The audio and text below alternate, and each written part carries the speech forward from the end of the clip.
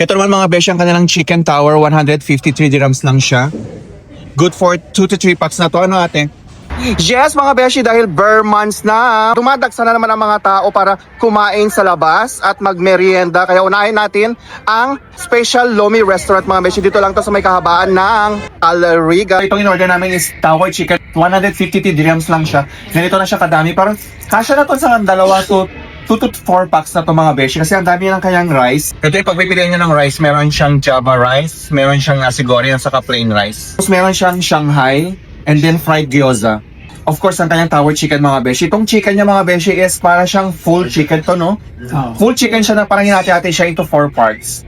First part, second part, third part, saka fourth part. Charis, kasama na ang isang pitcher na iced tea. Ito siya.